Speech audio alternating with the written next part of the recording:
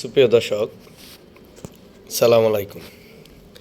আজকে আরেকটি ভিডিও নিয়ে আসলাম। এই ভিডিওটা হলো, আমি স্টেবিলাইজার কাজ করি না, কিন্তু একটা স্টেবিলাইজার কাজ এখন তো কাজ কাম অনেক কম, এই জন্য স্টেবিলাইজারের কাজটা করলাম। এই ট্রান্সফরমারটা আমরা ওয়ারিং করলাম স্টেবিলাইজারের। আগে ছিল পকুরের, এখন দিলাম ইকুর।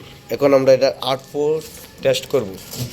এখানে আছে 96 ভোল্ট, এখানেও আউটপুট ভোল্টেজ আমরা ইনপুটে 96 আছে, আউটপুটে আছে 196 94 একটা 60 বাল্ব দেওয়া।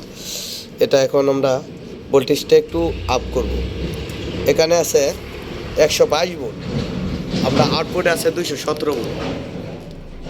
আমরা এই আউটপুটটা এই ইনপুটে এবং ইনপুট ভোল্টেজ আছে 221 ভোল্ট, আউটপুটে আছে 220 ভোল্ট। এখন আমরা আরেকটু ভোল্টেজটা আপ করব, উপরে দেব। এখন আছে 245 ভোল্ট। এই যে এটা হলো আমাদের ইনপুট ভোল্টেজ, মানে এখান থেকে ভোল্টটা এখানে যাচ্ছে আর কি।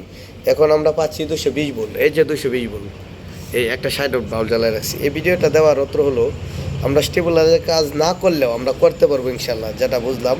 এটার অনেক এটা তো অনেক ভালো একটা ব্র্যান্ড ওয়ালটন। এটাতে সফটওয়্যারে করা, এটার মধ্যে কোনো বেরি নাই। এটা সফটওয়্যার আইসি থেকে সব কিছু সফটওয়্যার। আমরা ওয়ালটন স্টেবিলাইজার কাজ করতে পারবো ইনশাল্লাহ।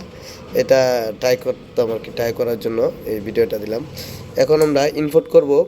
ইনপুট হলো 288 আমরা আমাদের এখানে 200 20 ভোল্টের মতো আছে আর কি। এখানে প্রায় 272 ভোল্ট, 220 ভোল্ট, আউটপুটে আছে 220 ভোল্ট।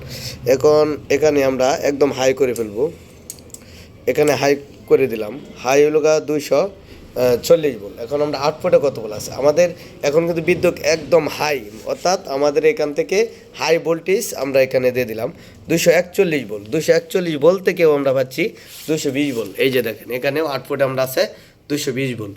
তা আমাদের স্টেবিলাইজারটা যে ওয়্যারিং করা হলো এবং যে সিস্টেমিং যেভাবে কাজ করার কথা সেভাবেই কাজ করতেছে।